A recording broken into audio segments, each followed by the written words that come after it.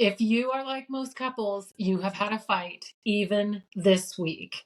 And during engagement, oftentimes the fighting seems to increase the closer you get to the wedding. And isn't that interesting? So I suspect you are wondering, like, what is really going on when you fight? And that is the name of this video that we're going to give you guys today. So, my name is Tracy Johnson. I am a storywork coach and supervisor at Restory Counseling. And my name is Chris Bruno, and I'm a licensed professional counselor. And together with my wife, Beth, we post videos to help you understand the why behind the what. Because we believe the more you explore your story, the deeper your connection will be. And if you like what you're hearing here, we invite you to hit the subscribe button, turn on the notifications so you don't miss a beat in us being able to help your marriage thrive. So today we are talking about fights. Isn't that interesting, Tracy, that as the wedding gets closer, it seems like the conflict increases? It does. It does. And I think that as we get closer to the wedding and there's more stress and there's more pressure and there's more relatives and there's more things, there's just more of everything. It seems like the tension rises and we start fighting. So, are we really fighting about what we're going to do with that candle and whether we're going to light it or not light it? Are we really fighting about whether your mother comes in first or my mother comes in first?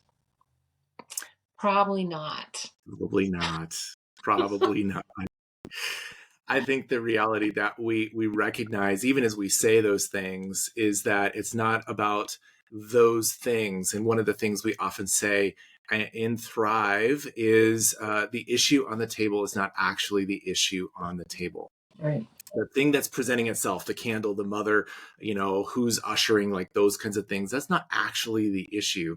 The deeper issue is something going on inside of you. And you just mentioned a moment ago, Tracy, the pressure that comes with getting the wedding right. But there's also the fears that we have, the fears of, is this the right choice? Am I marrying the right person? My fears of what is my uncle going to think, or how much money are we spending? Or like there's those kinds of fears that come up as well. The reality is that our fights actually started long before our relationship even did. Mm-hmm. Mm-hmm. And so it's really not about the what we're fighting about. It's about the how did we find ourselves in this place that we're in that has some level of disconnection to it, that seems like it's about whatever the thing is that we're not agreeing on. Yeah. But in fact, what we're saying is that disconnection and what you're feeling in that is surfacing some feelings of unsafety for you. And the reality is that all of us are trying to survive those feelings of unsafety. Mm-hmm. We've all learned how to survive a world where we are generally kind of disconnected. We were designed to be connected, and we find ourselves disconnected, and then we have to survive being disconnected. And so all of a sudden the issue of the candle, or the issue of the kind of plates that you're going to get as you're planning your wedding, that's not actually the issue. The issue is the feeling underneath that, and trying to survive the feeling. What if he doesn't like this? What if she doesn't like this? And then the fear of being left, the fear of being disconnected again. And so underneath these things is that fear of disconnection. And the more you can orient yourselves to the reality that your fights are about disconnection more than they are about the issues that may present themselves, the kinder you will actually be towards one another. The more aware you'll be towards one another in the issues that come up. Yeah, and as you say that, I think about whatever I've done to survive that terrible feeling that I get when I sense that I'm losing connection or I'm starting to feel abandoned. That actually isn't helping me. That's actually like fueling the disconnection. And so part of what we want to say today is like that curiosity for yourself about what goes on when you start feeling disconnected from this person that you love, that you're getting ready to spend the rest of your life with. What do you notice about what do you do? What do you start to tell yourself? What's the story that starts to show up in your head? And then what do you do next? And then to consider that what you do next isn't actually helping you reconnect with them. Hmm. Well, can you unpack that a little bit more? What do you mean when you say, what you're doing isn't actually helping you reconnect? Mhm.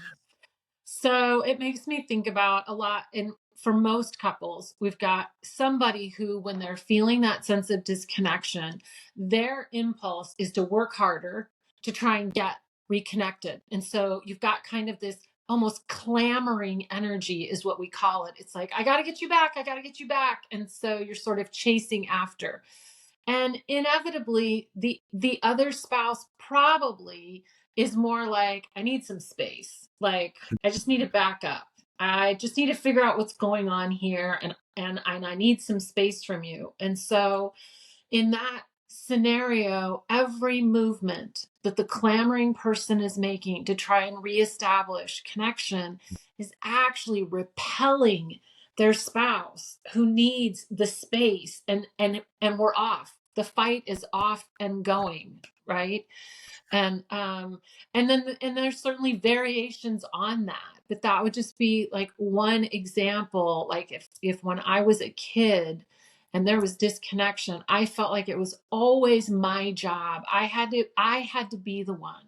I had to be the one to come back to my mom or back to my dad or back to my siblings, and I had to say, like, I want us to be okay. We're okay, right? And nobody ever came looking for me. Nobody else Mm, ever did any of the work to try and, reestablish connection. Then if I if I don't do that, I don't know what to do with myself. And mhm, that's mm, very unnerving. And so to respect my spouse's need for a little bit of space just feels intolerable inside. And I can't do that. right. And so, as the intimacy and the desire starts to grow for a lot of couples, the fear of the loss of that Yes. intimacy and that desire also increases. And so, there, like you just said, that's when we get kind of off to the races, right? And one Mhm. person starts to clamor, and one person needs space, and then the person who needs space is making that other person feel like they're being abandoned, and the person that's running after makes the other person feel consumed or suffocated in some ways. So the reality is, as I said at the beginning, that your fight started before your relationship did, is that it Yeah. is how you were shaped, how you learned how to survive the feeling of disconnection that is actually fueling the conflicts and the fights that you're having now. And maybe they're about the wedding, maybe they're not about the wedding, maybe they're about other things, but the closer you get to making that final commitment to one another on that wedding day, it will inevitably start to turn, the heat will start to turn up there. And I hear a lot of couples too, especially engaged couples, that will start to experience some of these things, and they'll look back, and they'll have enough wherewithal to think, okay, my parents fought. I saw my parents fight and how they did. Well, I must fight like they did. That Mm, the yelling that my dad, that's I'm yelling because that's what my dad did, and it kind of begins to, I don't, almost like an excuse, but in some ways kind of like a, just that's just the way that it is. And we would propose, actually, you fight because of your parents and how they shaped you and what you needed to survive in those earliest years of your life with disconnection with them. That mhm. is where the survival techniques come from. And maybe that is escalating, maybe that is disappearing, whatever that survival technique is for you. It's not just that, he was this way or she was this way, and therefore that was like the model that you now have. It's more that internal shaping of your soul. That is why. That is the why behind the what that we're trying to get Yeah. at here today. Yes, for sure. For sure. So, those are some thoughts from us about what's really going on when you fight. And if you want to explore this a little bit more, we have a recommendation for you. You can pop over to our playlist and look for our How to Improve Your Marriage Communication. That would be a great tool that you could resource to help you as you're navigating this space of connection and disconnection. So next, we are going to be talking about this question. Did you marry your in-laws? How many times do we hear from engaged couples that they're afraid they're going to be marrying their in-laws? And we're going to answer that question in the next video. See you next time.